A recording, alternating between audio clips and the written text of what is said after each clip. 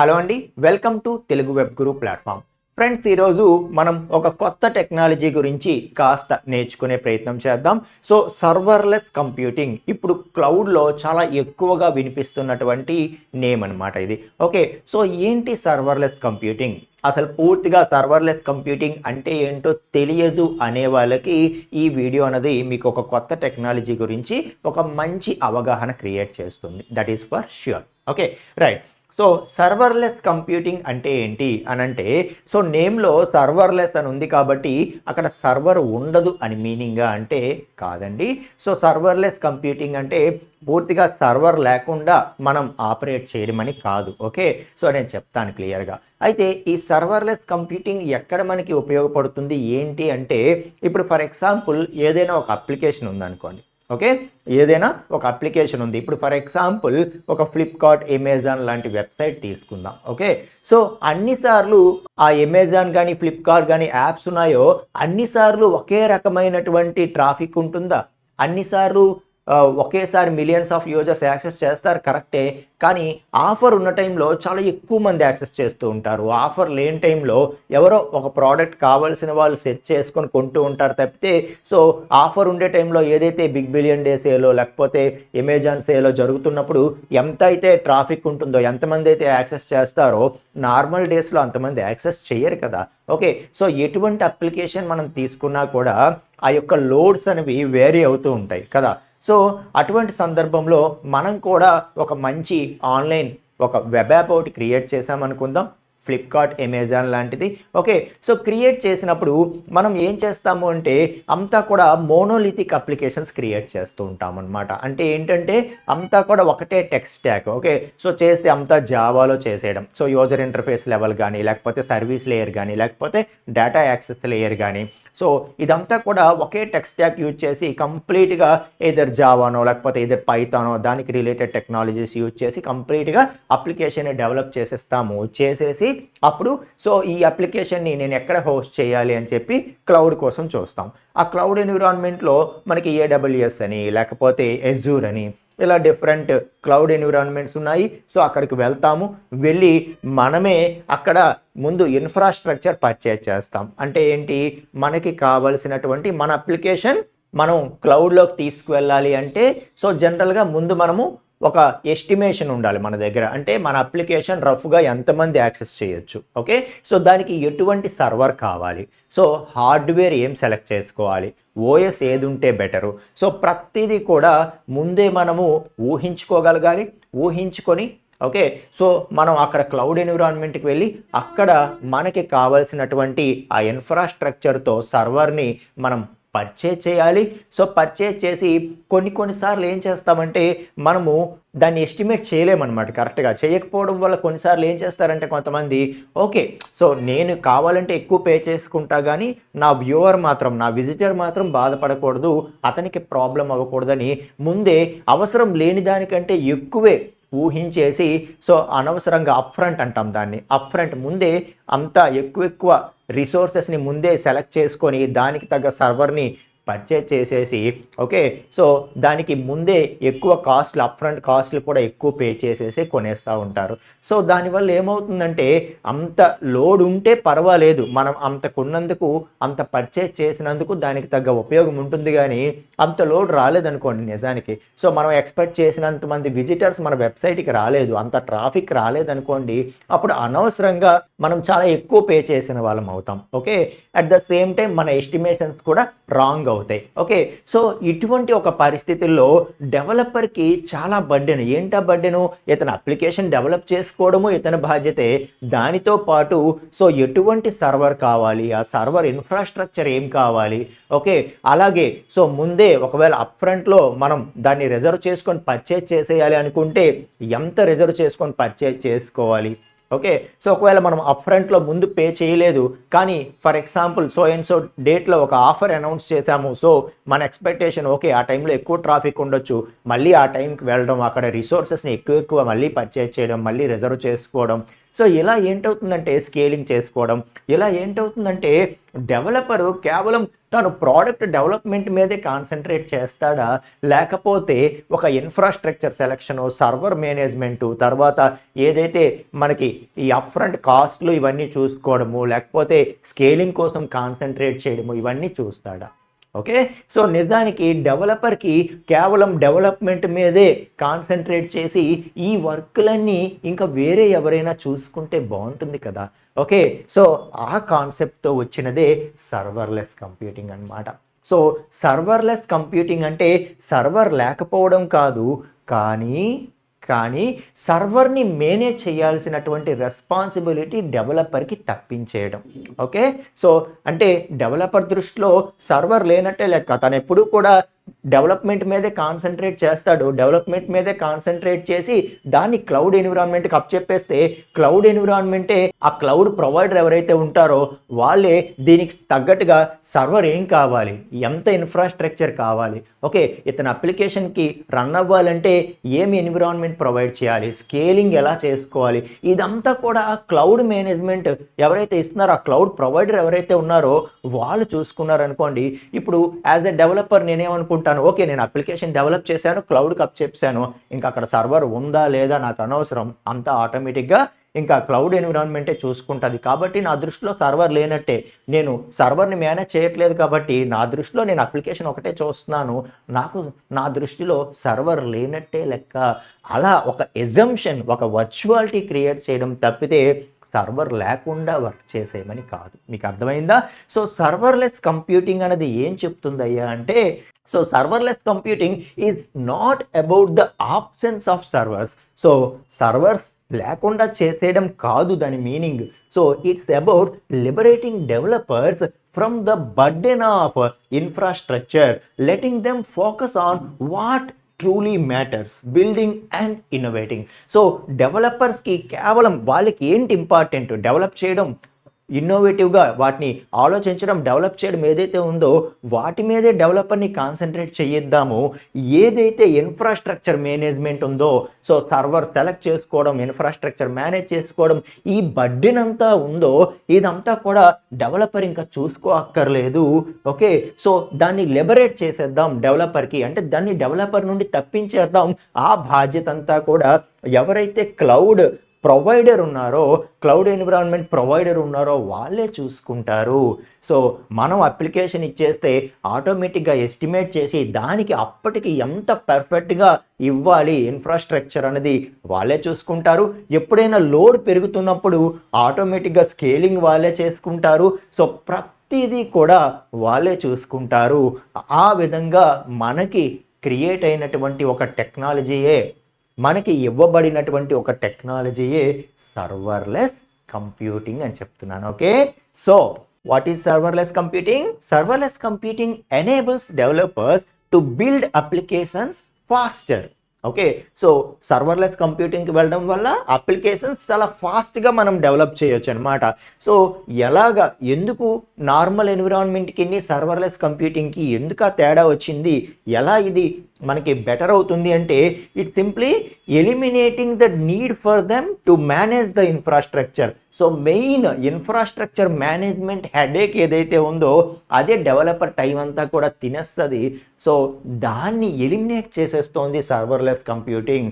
So now developer no need to concentrate on infrastructure management.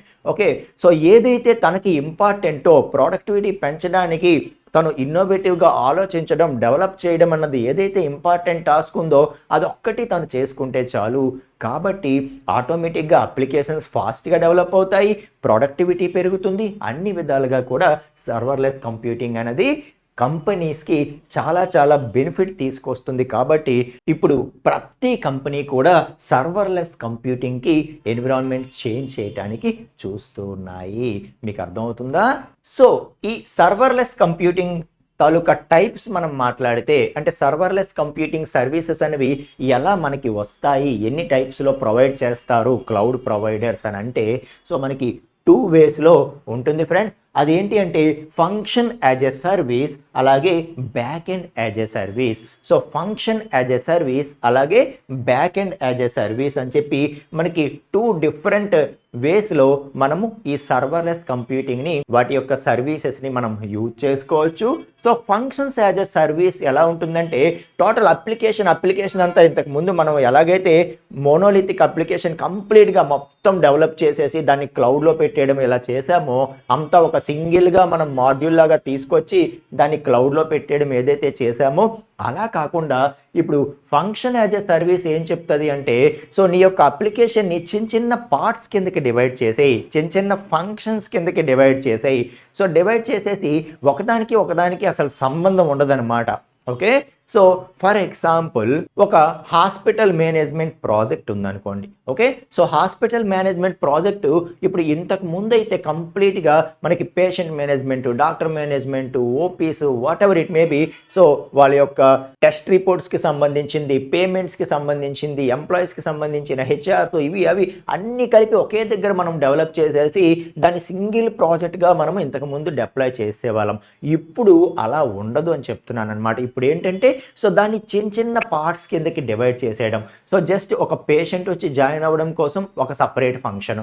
Okay, అలాగే patient next time విజిట్కి వచ్చాడు అంటే దానికోసం ఒక సపరేట్ ఫంక్షన్, నెక్స్ట్ పేమెంట్స్ చేస్తున్నారు అంటే దానికోసం సపరేట్ ఒక ఫంక్షన్. అంటే ఇవి డిఫరెంట్ ప్రాజెక్ట్స్ అన్నట్టు అనమాట. సో ప్రతి దాన్ని కూడా చిన్న పార్ట్స్ కిందకి డివైడ్ చేసేస్తాము. సో చిన్న అప్లికేషన్స్ అనుకోవచ్చు ఒక్కొక్క దాన్ని. సో దేనికి అవి ఇండిపెండెంట్ అనమాట, ఒకదానికి ఇంకో దానికి సంబంధం ఉండదు, లింకింగ్ అనేదే ఉండదు. దానికి సపరేట్గా డేటాబేస్ మెయింటైన్ చేసుకుంటూ సో దేనికి అవి ఇండిపెండెంట్గా ఉంటాయి. సో ఇవి ఎలా యాక్టివేట్ అవుతాయి అంటే అంతా కూడా ఈవెంట్ డ్రివెన్ అనమాట. ఇప్పుడు ఒక పేషెంట్ వచ్చాడు అంటే ఒక దానికి తగ్గ ఈవెంట్ ఏదైతే ఉందో, దానికి తగ్గ ఫంక్షన్ ఏదైతే ఉందో అది మాత్రమే యాక్టివేట్ అవుతుంది. ఓకే, అలాగే పేమెంట్ చేస్తున్నారు అంటే పేమెంట్కి సంబంధించిన ఫంక్షన్ ఏదైతే ఉందో అదే యాక్టివేట్ అవుతుంది. అలా ఏం చేస్తామంటే టోటల్ అప్లికేషన్ ఒక సింగిల్ అప్లికేషన్ లాగా చూడకుండా దాన్ని చిన్న పార్ట్స్ కిందకి డివైడ్ చేసేస్తాము. సో డివైడ్ చేసేసి ఇది ఎలా వర్క్ అవుతుందంటే ఈవెంట్ డ్రివెన్గా వర్క్ అవుతుంది అనమాట. సో అంటే ఏంటంటే ఒక కరస్పాండింగ్ ఈవెంట్ ఏదో యాక్టివేట్ అయినప్పుడు దానికి అసోసియేట్ అయినటువంటి ఫంక్షన్ అనేది యాక్టివేట్ అవుతుంది, అది మాత్రమే రన్ అవుతుంది. ఓకే, సో అలాగా మనకి ఏమవుతుందంటే సో దానికి తగ్గ రిసోర్సెస్ ఎంత అవసరమో అంత మాత్రమే ఈ సర్వర్లెస్ కంప్యూటింగ్ అనేది అలొకేట్ చేయడం జరుగుతుంది. సో ఆ విధంగా function as a service work అవుతుంది. సో ఇక్కడ అంతా కూడా ఫంక్షన్స్ మీదే కాన్సన్ట్రేషన్ ఉంటుంది అనమాట. సో ఒక ఈవెంట్ జరిగింది అని అనగానే దానికి తగ్గ ఫంక్షన్ యాక్టివేట్ చేస్తుంది. ఓకే, సో క్లౌడ్ ఎన్విరాన్మెంట్ దానికి తగ్గ ఫంక్షన్ యాక్టివేట్ చేస్తుంది, ఆ ఫంక్షన్ రన్ అవుతుంది, రన్ అయ్యి ఇంకా ఆ పని అయిపోగానే ఇంకా ఆటోమేటిక్గా దాన్ని షట్ డౌన్ చేసేసి దాని తాలూకా రిసోర్సెస్ అన్నీ కూడా ఫ్రీ చేసేస్తుంది అనమాట. అర్థమవుతుందా? అంటే ముందుగానే మనం 24 hours మన అప్లికేషన్ రన్ చేసుకోవడం, దానికి తగ్గ సర్వర్ రిసోర్సెస్ అన్నీ కూడా ముందే సెలెక్ట్ చేసుకోవడం, అవన్నీ ఎప్పుడూ రన్ అవుతుండడం, అనవసరంగా వాటికి ఎక్కువ పే చేయడం, ఇదంతా కూడా ఉండదు. సో ఫర్ ఎగ్జాంపుల్ కొత్తగా ఒక పేషెంట్ వచ్చాడు, సో నాకు ఈ ప్రాబ్లం ఉంది, నేను జాయిన్ అవుతాను అన్నాడు, అప్పటికప్పుడు రిజిస్ట్రేషన్ చేస్తాము. చేయగానే అప్పుడు సో పేషెంట్ వచ్చాడు కాబట్టి దానికి తగ్గ ఒక ఈవెంట్ వచ్చింది కాబట్టి దానికి తగ్గ ఫంక్షన్ ఏదైతే ఉందో పేషెంట్ రిజిస్ట్రేషన్ మాడ్యూల్ అదొక్కటే యాక్టివేట్ అవుతుంది. అదొక్కటే యాక్టివేట్ అయ్యి అది ఆటోమేటిక్గా అది రన్ అవ్వాలంటే దానికి రిసోర్సెస్ అన్నీ కూడా ఎలకేట్ అవుతాయి. ఎలకేట్ అయ్యి ఇంకా అది రన్ అయిపోతుంది అనమాట.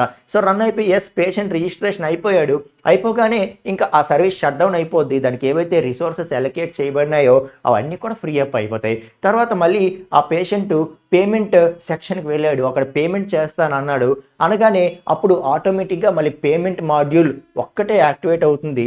దానికి తగ్గ రిసోర్సెస్ అప్పటికప్పుడు అలర్ట్ అవుతాయి అయ్యి సో ఇంకా ఆ పేమెంట్ ప్రాసెస్ అయిపోయిన తర్వాత అది షట్ డౌన్ అయిపోతుంది. అలా ఏంటంటే ఇది కంప్లీట్గా ఈవెంట్ డ్రివెన్గా వర్క్ అవుతుంది ఫంక్షన్ యాజ్ ఏ సర్వీస్. అర్థమవుతుందా? సో దీనిలో మనం ఎగ్జాంపుల్స్ చూసుకుంటే AWS లాంబ్డా కానీ, ఎజూర్ ఫంక్షన్స్ కానీ, గూగుల్ క్లౌడ్ ఫంక్షన్స్ కానీ ఇవన్నీ కూడా మనము ఫంక్షన్ యాజ్ ఏ సర్వీస్ FAASకి మనం ఎగ్జాంపుల్గా చెప్పొచ్చు అనమాట. ఓకే, అలా కాకుండా back end as a service తీసుకున్నాం అనుకోండి, ఇక్కడ ఏంటంటే ఓన్లీ ఫ్రంట్ ఎండ్ మీద మనం కాన్సన్ట్రేట్ చేస్తే చాలు. ఫ్రంట్ ఎండ్ ఒక్కటి మనం డెవలప్ చేసుకుంటే చాలు. బ్యాక్ ఎండ్లో మనకి ఏ ఫంక్షనాలిటీ కావాలంటే ఆ ఫంక్షనాలిటీ ఇదే ప్రొవైడ్ చేస్తుంది అనమాట.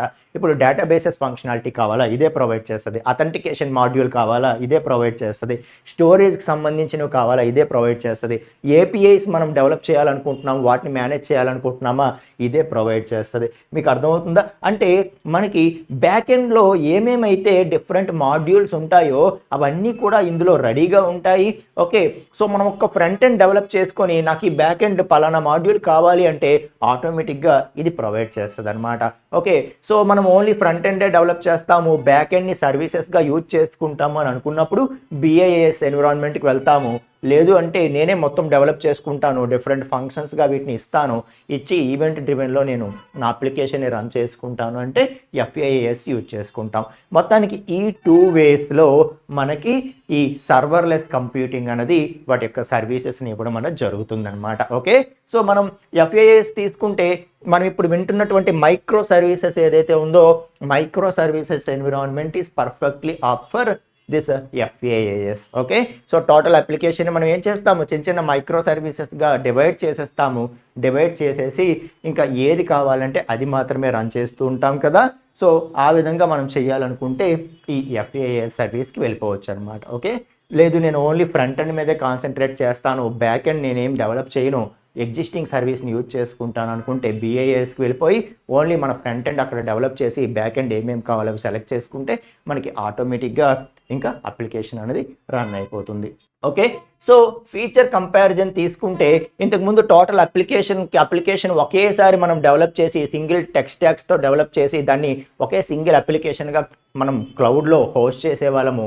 ఓకే, అది వర్సెస్ సర్వర్లెస్ కంప్యూటింగ్, ఈ 2 ఎన్విరాన్మెంట్స్ని మనం కంపేర్ చేస్తే ఇన్ఫ్రాస్ట్రక్చర్ మేనేజ్మెంటు ఇంతకుముందు మనం మోనోలిథిక్ అప్లికేషన్స్లో మనం కంప్లీట్గా ఇన్ఫ్రాస్ట్రక్చర్ అంతా మనమే సెలెక్ట్ చేసుకోవాలి. సో నాకు 2 GB ర్యామ్ ఉన్నదో లేకపోతే 4 GB ర్యామ్ ఉన్నదో, ఇంత ఎస్ఎస్డి ఉన్నదో కావాలి, ఈ ఆపరేటింగ్ సిస్టమ్ లైనక్స్ కావాలి, లేకపోతే ఆపరేటింగ్ సిస్టమ్ విండోస్ కావాలి. ఓకే, అదర్ ఎన్విరాన్మెంట్స్ మెమరీ ఇంత కావాలి, ఇది ఇంత కావాలి, అదంత కావాలని చెప్పి ఇన్ఫ్రాస్ట్రక్చర్ అంతా మనమే సెలెక్ట్ చేసుకొని మనమే ముందు అక్కడ పర్చేజ్ చేసుకుంటే తప్ప మనం నెక్స్ట్ ప్రాసెస్కి వెళ్ళడానికి లేదు మోనోలిథిక్లో. బట్ సర్వర్లెస్ కంప్యూటింగ్లో ఇన్ఫ్రాస్ట్రక్చర్ మేనేజ్మెంట్ అంతా కూడా మనకి క్లౌడ్ ప్రొవైడరే చూసుకుంటారు అని చెప్పి చెప్తున్నాను. అలాగే రిసోర్స్ అలొకేషన్ అండ్ బిల్లింగ్, ఈ రిసోర్స్ అలొకేషన్ బిల్లింగ్ ఏంటంటే ఇప్పుడు మనం అనవసరంగా మోనోలిథిక్ అయితే ఏం చేయాల్సి వస్తుంది, ముందే మనం రిసోర్సెస్ అన్నీ కూడా ఎక్స్పెక్ట్ చేసి వాటికి తగ్గట్టుగా తీసుకోవాలి. కొన్నిసార్లు తక్కువకు వస్తున్నాయని చెప్పి అప్ ఫ్రంట్ ముందే అవసరానికంటే ఎక్కువ సెలెక్ట్ చేసుకొని దాన్ని కొనేస్తూ ఉంటాము. సో కొనేసి దాన్ని యూజ్ చేయము, అనవసరంగా బిల్లింగ్ పెరిగిపోతుంది, దానికి తగ్గట్టుగా యూసేజ్ ఉండదు. ఇవన్నీ కూడా మోనోలిథిక్లో ప్రాబ్లమ్స్ అనమాట. అదే మనకి సర్వర్లెస్ కంప్యూటింగ్లో రిసోర్సెస్ మనం ఏమీ సెలెక్ట్ చేయము, నా అప్లికేషన్ ఇది అంటాము, దానికి తగ్గ రిసోర్సెస్ ఏం కావాలి, ఎంత కావాలి అనేది అదే సెలెక్ట్ చేసుకుంటుంది. సో పీక్ టైంలో ఎక్కువ రిక్వెస్ట్లు వస్తున్నప్పుడు ఆటోమేటిక్గా అదే స్కేలింగ్ చేసుకుంటుంది. ఓకే, బట్ ఎంతైతే మనకి అవసరమో అది మాత్రమే ఇస్తుంది, అది మాత్రమే యూటిలైజ్ చేస్తుంది. సో దానికి తగ్గ బిల్లింగ్ మాత్రమే మనం పే చేస్తాము. మనం అనవసరంగా ముందే కొనేసి దాన్ని యూజ్ చేయకుండా ఎక్స్ట్రా బిల్లింగ్ అయితే పే చేయాల్సినటువంటి అవసరం ఉండదు సర్వర్లెస్ కంప్యూటింగ్లో అని చెప్తున్నాను. ఓకే, స్కేలింగ్ కూడా. సో ఫర్ ఎగ్జాంపుల్ ఏదో ఒక రోజు మనం ఆఫర్ ఇచ్చాము, అనుకున్న దానికంటే ఎక్కువ ట్రాఫిక్ వచ్చింది, ఎక్కువ మందికి రీచ్ అయింది మన సేల్. ఓకే, ఎక్కువ మంది వచ్చారు, అప్పుడు మనం ముందే ఎక్స్పెక్ట్ చేసి చాలా తక్కువ రిసోర్సెస్ పెట్టుకుంటే ఆటోమేటిక్గా అప్లికేషన్ హ్యాంగ్ అయిపోతుంది, వచ్చిన వాళ్ళని తీసుకోదు. అలాగని ఎక్కువ తీసుకుంటే అనవసరంగా మనం ఎక్కువ పే చేసిన వాళ్ళం అవుతాం. అదే సర్వర్లెస్ కంప్యూటింగ్లో స్కేలింగ్ అదే చూసుకుంటుంది అనమాట. ఆ టైంకి ఎంత అవసరమో దానికి తగ్గట్టుగా రిసోర్సెస్ని యాడ్ చేసుకోవడం. ఓకే, సో అవసరం అనుకుంటే మళ్ళీ దాన్ని తగ్గించేసుకోవడం, అంతా ఆటోమేటిక్ స్కేలింగ్ అంతా కూడా అదే చూసుకుంటుంది అని చెప్తున్నాను. ఇక డెవలప్మెంట్ మోడల్కి వస్తే నార్మల్ అప్లికేషన్స్ అన్ని మోనోలిథిక్ ఆర్కిటెక్చర్లో చేస్తాము. ఓకే, సో అదే మనము ఈ సర్వర్లెస్ కంప్యూటింగ్ అయితే ఫంక్షన్ యాజ్ ఎ సర్వీస్గా మనం డెవలప్ చేయాలి అని అనుకుంటే ఖచ్చితంగా micro services architecture models select చేసుకుంటాము. అండ్ మెయింటెనెన్స్ కాంప్లెక్సిటీ అనేది మోనోలిథిక్ అప్లికేషన్స్లో 100% డెవలపర్ మీదే ఆ బర్డెన్ ఉంటుంది. ఓకే, సో తనే మొత్తం మెయింటెనెన్స్ చేసుకోవాలి కాబట్టి కాంప్లెక్సిటీ కూడా ఆటోమేటిక్గా ఉంటుంది. అదే మనం ఇక్కడ సర్వర్లెస్ కంప్యూటింగ్కి వచ్చేటప్పటికి ఆ మెయింటెనెన్స్ తను చూడక్కర్లేదు కాబట్టి ఇంకా కాంప్లెక్సిటీయే తనకి ఉండదు. ఓకే, యూజ్ కేసెస్ గురించి మాట్లాడితే మోనోలిథిక్ ఎప్పుడు యూజ్ చేస్తాము, ఓకే, అదే మన సర్వర్లెస్ టైప్ ఎప్పుడు యూజ్ చేస్తాము అని అంటే ఈ మోనోలిథిక్ టైపు ఎప్పుడైతే మన దగ్గర పర్ఫెక్ట్ ఎస్టిమేషన్ ఉంటుందో, సో ఎప్పుడైతే మన దగ్గర పర్ఫెక్ట్ ఎస్టిమేషన్ ఉంటుందో అంటే నా అప్లికేషన్ పక్కాగా నాకు తెలుసు ఈ రిసోర్సెస్ సరిపోతాయి అని చెప్పి పక్కాగా మన దగ్గర ఎస్టిమేషన్ ఉంది. ఓకే, అలాగే ఎప్పుడు కూడా సేమ్ లెవెల్ ఆఫ్ ట్రాఫిక్స్ ఉంటాయి. సో సేమ్ ట్రాఫిక్ లెవెల్స్ ఉన్నాయనుకోండి, ఓకే, సో నేను ఆఫర్ పెట్టినా పెట్టకపోయినా ఎప్పుడూ నాకు సిమిలర్ ట్రాఫిక్కే ఉంటుంది, అంతమంది విజిటర్సే ఉంటారు, నాకేం ఒక్కొక్కసారి సూపర్గా పెరిగిపోవడం లేకపోతే సూపర్గా తగ్గిపోవడం ఉండదు అని చెప్పి అంత కాన్ఫిడెన్స్ లెవెల్స్ మనకు ఉంటే అప్పుడు మోనోలిథిక్కి వెళ్ళి ఓకే దానికి తగ్గ రిసోర్సెస్ని పక్కాగా సెలెక్ట్ చేసుకొని దానికి తగ్గట్టుగా మనం పే చేసుకుంటాం అని అనుకుంటే మోనోలిథిక్కి వెళ్ళొచ్చు. ఓకే, అలా కాకుండా ఓకే సో నాకు ఈ ఎస్టిమేషన్స్ అవి లేదు, నాకు వేరియబుల్ ట్రాఫిక్ ఉంటుంది, ఎప్పుడు ఎట్లా ఉంటుందో మనం అంత పర్ఫెక్ట్గా ఎస్టిమేట్ చేయలేము. ఓకే, సో నాకు ఎక్కువ ఉన్నప్పుడు నేను ఎక్కువ పే చేయడానికి రెడీ, దానికి తగ్గ సెలెక్ట్ చేసుకోవాలి, అలాగే తక్కువ ఉన్నప్పుడు దానికి తగ్గట్టుగానే నాకు బిల్లింగ్ చేయాలి, ఓకే, నాకు ఆ బర్డెన్ ఉండకూడదు అని అనుకునేటప్పుడు ఓకే అప్పుడు సర్వర్లెస్ కంప్యూటింగ్కి వెళ్తాం అనమాట. సో పర్ఫెక్ట్గా ఎస్టిమేషన్ మనం చేయలేం, ఏ రోజు కూడా చేయలేం కదా. ఒక అమెజాన్ వాడు పర్ఫెక్ట్గా ఎక్కడ ఎస్టిమేట్ చేయగలడు. సో ఈరోజు ఆఫర్ లేని రోజు ఒక 1 మిలియన్ మెంబర్స్ చూస్తే ఆఫర్ ఉన్న రోజు 10 మిలియన్ మెంబర్స్ చూడొచ్చు. ఓకే, మరి దానికి తగ్గట్టుగా రిసోర్సెస్ వాళ్ళు స్కేలింగ్ చేసుకోకపోతే ఆటోమేటిక్గా ఏమవుతుంది, మనకి ఏది క్లిక్ చేసినా కూడా లింక్ పనిచేయదు, మనం ఇంకా ఫ్రస్ట్రేట్ అయిపోతాం యాజ్ ఏ ఎండ్ యూజర్, అంతే కదా. సో ఆ ప్రాబ్లం లేకుండా సర్వర్లెస్ ఎన్విరాన్మెంట్ అనేది దానికి తగ్గ రిసోర్సెస్ని ఆటోమేటిక్గా స్కేలింగ్ చేసుకుంటుంది. సో అప్లికేషన్ ఆగిపోవడం, హ్యాంగ్ అవ్వడం కానీ, సో ఎండ్ యూజర్కి ఎక్స్పీరియన్స్ లెవెల్స్ బ్యాడ్ ఎక్స్పీరియన్స్ ఇవ్వడం కానీ ఏమీ ఉండదు, పర్ఫెక్ట్గా ఉంటుంది అని చెప్పి చెప్తున్నాను. సో అలా మనం సర్వర్లెస్ ఎప్పుడు యూజ్ చేయాలి, మోనోలిథిక్ ఎప్పుడు యూజ్ చేయాలి అనేది మనం అర్థం చేసుకోవచ్చు అనమాట. సో కంప్లీట్గా ఇది క్లౌడ్ ల్యాండ్స్కేప్నే చేంజ్ చేసేస్తుంది అని చెప్పాలి సర్వర్లెస్ కంప్యూటింగ్, ఎందుకంటే ఇది ఇస్తున్నటువంటి ఫీచర్స్ అలా ఉంటాయి అన్నమాట. ఓకే, సో మనకి సింప్లిఫైడ్ డెవలప్మెంట్ అండ్ ఆపరేషన్స్, కేవలం డెవలప్మెంట్ మీదే కాన్సన్ట్రేట్ చేసుకొని ఏవైతే అదర్ ఆపరేషన్స్ ఉంటాయో అవన్నీ కూడా ఇంకా సింప్లిఫై చేసేసింది. సో డెవలపర్కి బర్డెన్ లేదు అండ్ స్కేలబిలిటీ, ఫ్లెక్సిబిలిటీ కూడా ఆటోమేటిక్గా జరిగిపోతుంది. కాస్ట్ ఎఫిషియన్సీ మెయిన్ అనమాట, అంటే మనం ఏది కూడా ఎక్స్ట్రా పే చేయాల్సిన అవసరమే లేదు. సో అదొకటి చాలా హ్యాపీ. ఓకే, సో మనం తక్కువ యూజ్ చేస్తున్నప్పుడు దానికి తగ్గట్టుగానే పే చేస్తాము, అలాగే ట్రాఫిక్ పెరిగినప్పుడు ఆటోమేటిక్గా మన అప్లికేషన్ ఆగిపోకుండా రిసోర్సెస్ పెరుగుతాయి, దాంతోపాటు ఎంత యూజ్ చేసామో పక్కాగా దానికే పే చేస్తాము. సో కాస్ట్ ఎఫిషియన్సీ అనేది ఉంటుంది.